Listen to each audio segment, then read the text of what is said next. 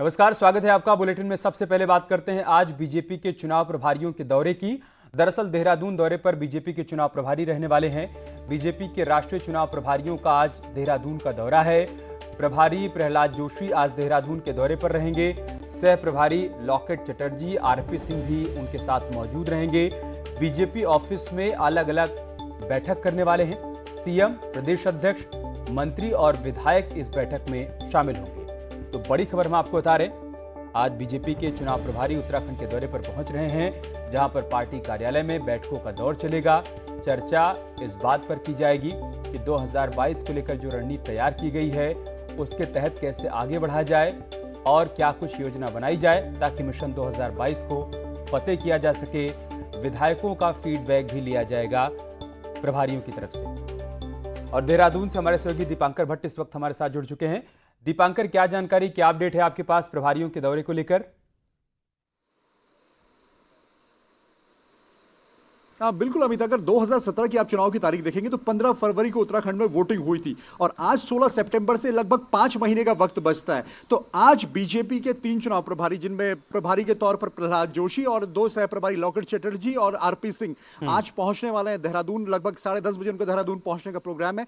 उसके बाद सारी मीटिंग्स बीजेपी ऑफिस में होंगी। इसमें विधायकों के साथ अलग मीटिंग्स हैं, मिनिस्टर्स का अलग मीटिंग है, जो बीजेपी का प्रदेश संगठन है उसके अलग मीटिंग्स हैं, जो बूथ की टोलियां हैं उनके साथ अलग मीटिंग्स हैं। और 2 दिन का ये दौरा काफी अहम माना जा रहा है इस लिहाज से क्योंकि चुनाव इस वक्त बीजेपी के लिए यहां पर एक बड़ा चैलेंज है। और सबसे बड़ा चैलेंज है कि 2022 में बीजेपी की सरकार रिपीट हो। उत्तराखंड की हिस्ट्री में अभी तक ऐसा नहीं हुआ, इलेक्शन हिस्ट्री में, कि कभी सिटिंग गवर्नमेंट की वापसी हो पाई हो या सिटिंग जो पार्टी हो दोबारा यहां पर सत्ता में आ पाई हो। और अब यहां पर क्योंकि जो बात है कि कुछ नए नेता भी बीजेपी को ज्वाइन कर रहे हैं, कांग्रेस से नेता यहां पर ज्वाइन कर रहे हैं, निर्दलीय नेता बीजेपी से जुड़ रहे हैं, तो उस अभियान को भी तेज किया जाए, यहां पर फोकस किया जाए, बूथ पर किस तरीके से फोकस हो। और खासतौर से इलेक्शन प्रभारी आएंगे तो पूरा एक इलेक्शन मैनेजमेंट बीजेपी का अगले 5 महीने में क्या रहेगा वोटिंग डे तक, उसकी आज यहां पर एक पूरी रूपरेखा खींची जाएगी। अमित, दीपांकर, क्या हम यहां से यह भी मान लें कि किसका टिकट बना रहेगा, किसका टिकट कट जाएगा, कौन से नए चेहरे देखने को मिल सकते हैं? आज से उसकी भी शुरुआत हो जाएगी क्या?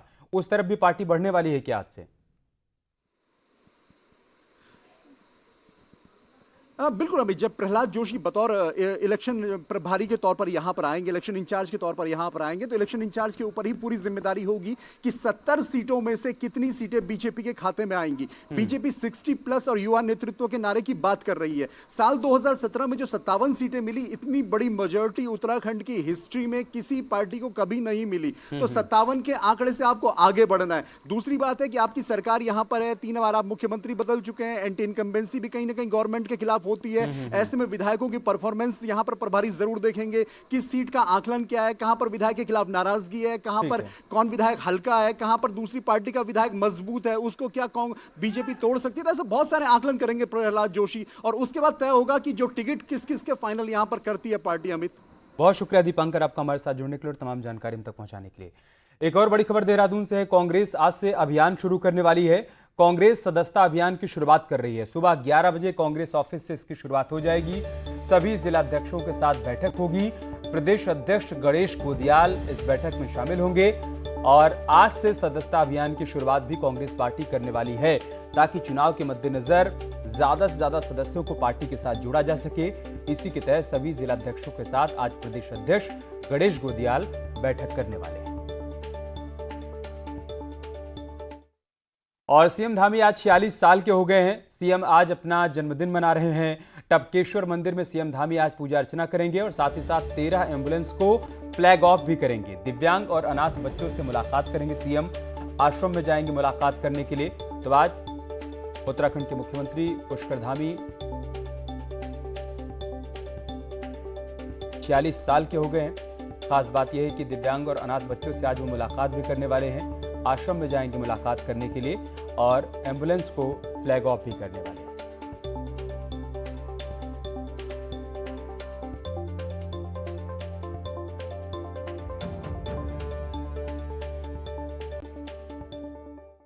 तो आज मुख्यमंत्री पुष्कर सिंह धामी का जन्मदिन है। बुधवार को मुख्यमंत्री कैंप कार्यालय के जनता दर्शन हॉल में लोक संध्या कार्यक्रम का आयोजन किया गया, जिसमें उनके दोनों बेटे दिवाकर और प्रभाकर ने अपने पिता और सीएम धामी को पुष्प गुच्छ भेंट किया।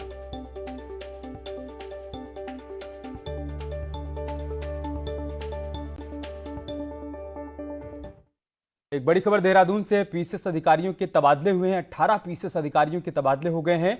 उदय राज सिंह अपर सचिव नमामि गंगे बने हैं। जीएस रावत खेल निदेशक बनाए गए हैं। केके मिश्रा एडीएम देहरादून बनाए गए हैं। अशोक कुमार पांडे एडीएम प्रशासन नैनीताल बनाए गए हैं। तो बड़े पैमाने पर प्रशासनिक फेरबदल हुआ है। पीसीएस अधिकारियों के तबादले हुए हैं। 18 पीसीएस अधिकारी ऐसे हैं जिनका ट्रांसफर हुआ है। जो बड़े नाम है वो हम आपको बता रहे हैं। उदय राज सिंह जो कि अपर सचिव नमामि गंगे बनाए गए हैं। इसके अलावा जीएस रावत जो कि खेल निदेशक बनाए गए हैं और केके मिश्रा एडीएम बनाए गए हैं देहरादून के। अशोक कुमार पांडे एडीएम प्रशासन नैनीताल बनाए गए। सूरतराम नौटियाल की घर वापसी होने जा रही है। वो आज देहरादून में बीजेपी ज्वाइन कर लेंगे। उत्तरकाशी की गंगोत्री सीट पर सूरतराम नौटियाल जाना पहचाना नाम है। 2017 में टिकट नहीं मिलने पर उन्होंने पार्टी छोड़ दी थी और बतौर निर्दलीय प्रत्याशी लड़े थे। अब नौटियाल की वापसी हो रही है। सूरतराम नौटियाल ने उत्तरकाशी की गंगा घाटी को ओबीसी का दर्जा दिलाने के लिए लंबा आंदोलन किया, जिसके बाद उत्तरकाशी की गंगा घाटी को ओबीसी में शामिल कर लिया गया।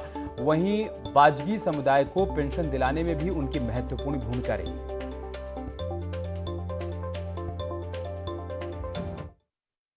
बीते सालों में किसी न किसी वजह से जिन पार्टी वर्कर्स के लिए सियासी दलों ने अपने दरवाजे बंद कर दिए थे, चुनावी बेला में अब पार्टियों को उनकी याद सताने लगी है। बीजेपी और कांग्रेस ने तो बाकायदा रेड कारपेट बिछाकर दरवाजे खोल दिए।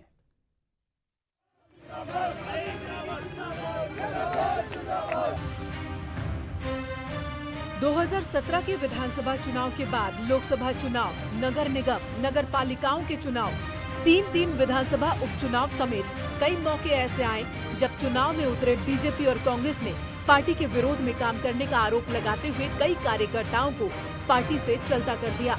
लेकिन अब चुनावी बेला में पार्टी उनकी घर वापसी में जुट गई है। बीजेपी ने तो अकेले टिहरी में 2 दर्जन पार्टी वर्कर्स को निकाय चुनाव में बाहर का रास्ता दिखाया था और अब अपने सभी जिलाध्यक्षों को ऐसे कार्यकर्ताओं को बिना शर्त घर वापसी कराने को कह रही है। 16 तारीख को भी कुछ लोग ज्वाइनिंग करने वाले हैं, जो पार्टी में पहले थे किसी कारण से नहीं रहे, उनकी 16 तारीख को भी हम करा रहे हैं और ये क्रम हमारा जारी रहे। कांग्रेस ने भी ऐसे वर्कर्स के लिए अपने दरवाजे खोल दिए हैं। इसके लिए बकायदा कमेटी का भी गठन किया गया जो ससम्मान ऐसे वर्कर्स की घर वापसी कराएगी।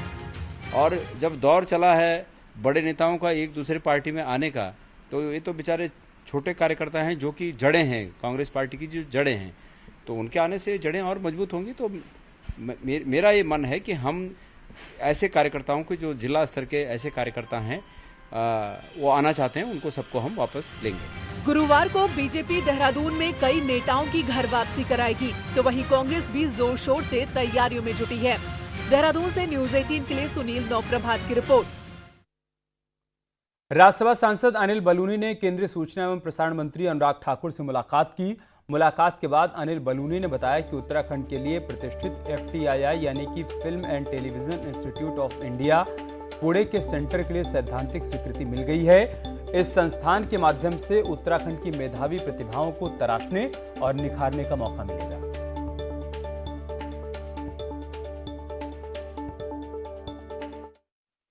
सर्जिकल स्ट्राइक पर सवाल उठाने के बाद आम आदमी पार्टी ने अब अपनी रणनीति बदल दी है। यूपी के बाद अब उत्तराखंड में आप तिरंगा यात्रा निकालने की तैयारी कर रही है।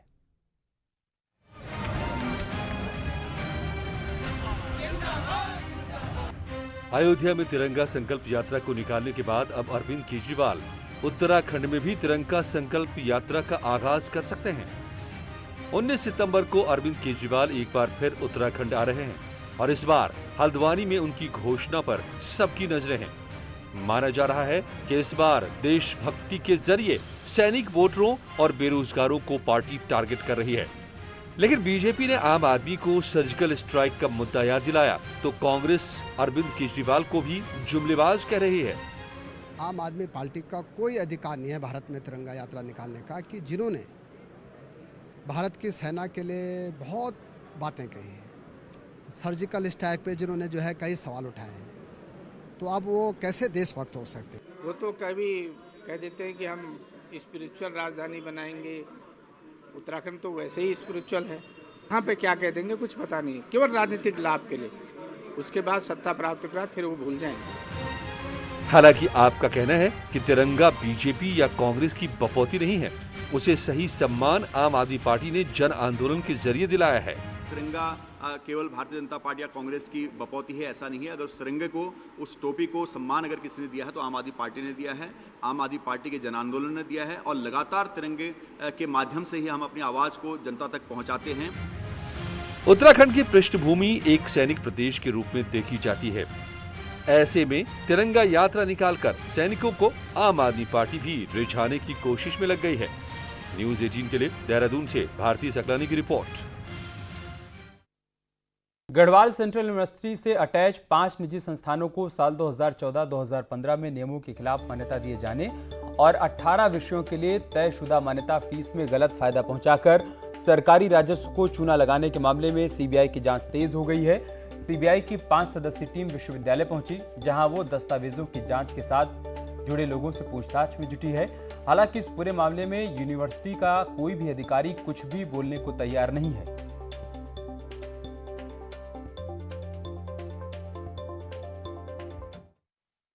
श्रीदेव सुमन यूनिवर्सिटी से निकाले गए आउटसोर्सिंग के कर्मचारियों को विश्वविद्यालय द्वारा अब फिर से रखा जा रहा है। विश्वविद्यालय के करीब 40 आउटसोर्सिंग के कर्मचारियों के हड़ताल पर जाने पर प्रबंधन द्वारा 2019 में इन कर्मचारियों को निकाल दिया गया था, लेकिन अब नए वीसी द्वारा एक बार फिर से इन्हें डेली वेज पर रखा जा रहा है। वीसी का कहना है कि विश्वविद्यालय के बढ़ते वर्कलोड और कार्य परिषद की बैठक में जरूरत के मुताबिक कर्मचारियों को फिर से रखने का फैसला लिया गया, क्योंकि विश्वविद्यालय में मानव संसाधन बिल्कुल नहीं है। तो हमने सोचा कि हम 10-15 दिन के लिए अपनी नितांत अस्थायी काम चलाऊ व्यवस्था के तहत हम 10-15 दिन के लिए दैनिक श्रमिक की दर पर कुछ लोगों को रख सकते हैं। तो ये नियुक्तियां नहीं हैं, ये दैनिक श्रमिक के आधार पे उनको रखने का हमने सोचा। टिहरी में एक बार फिर से कोरोना केस एक्टिव हो गए हैं और चंबा ब्लॉक में एक कोरोना पॉजिटिव व्यक्ति को होम आइसोलेशन में रखा गया है। पिछले दिनों टिहरी जिला कोरोना मुक्त हो गया था, जिसके बाद स्वास्थ्य विभाग ने भी राहत की सांस ली थी। वहीं स्वास्थ्य विभाग लगातार लोगों का वैक्सीनेशन भी करवा रहा है और इस बीच मॉनिटरिंग की जा रही है। अगर कहीं पर कोई केस सामने आ रहा है तो उसे आइसोलेट किया जाए।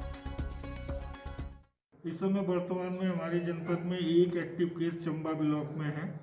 बाकी तो 2 दिन पहले हमारे एक भी एक्टिव केस नहीं था, तो हम 0 हो गए थे उसमें, लेकिन उसके अगले दिन एक केस हमारा। हरिद्वार में वाहन चोरी की बढ़ती घटनाओं के बीच पुलिस को बड़ी कामयाबी हाथ लगी है। दरअसल हरिद्वार पुलिस ने 2 अलग अलग वाहन चोर गिरोह के सदस्यों को गिरफ्तार किया है। दोनों गिरोह में एक गिरोह बाइक चोरी और दूसरा कार चोरी की वारदात को अंजाम दिया करता था।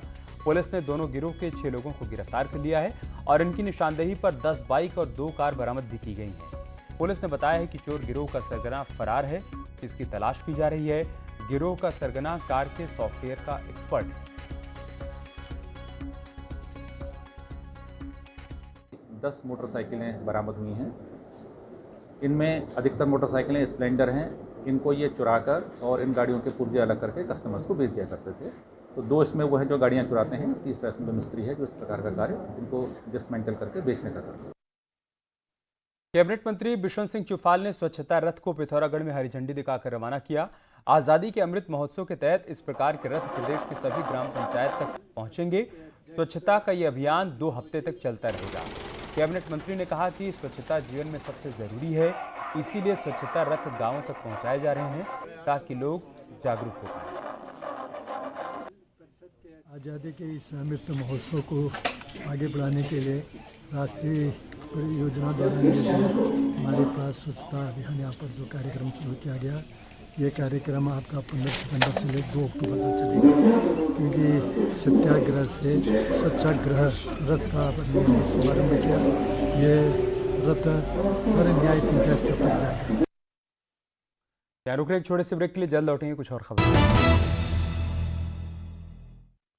और अब खबर चंपावत से, जहां पर पहाड़ में बढ़ती सड़क दुर्घटनाओं को लेकर डीएम ने परिवहन और नेशनल हाईवे विभाग के अधिकारियों के साथ एक बैठक की। इस दौरान चंपावत से लेकर घाट हाईवे तक ऐसे स्थानों को चिन्हित करने के निर्देश दिए गए जो दुर्घटना संभावित इलाके हैं और साथ ही ऑल वेदर रोड कटिंग के दौरान जगह जगह फेंके गए मलबे को डंपिंग जोन में डालने के लिए भी कहा गया है। कहीं पर रंबल स्ट्रिप्स बनने हैं, कहीं पर ट्राई जंक्शंस हैं, तो वहाँ पे साइनेजेस होने हैं। और इस तरह और भी कोई जो डंप हो रहा है, चीज़ें जो डंप हो रही हैं ऑल वेदर रोड में जो काम हो रहा है, उसको प्रॉपर तरीके से उसका डिस्पोजल किया जाए ताकि दुर्घटना की संभावना कम से कम हो। कोविड वैक्सीन की डबल डोज लेने वाले सैलानियों को राज्य में अनुमति मिलने के बाद एक बार फिर से ट्रैकिंग व्यवसाय बढ़ने की उम्मीद है।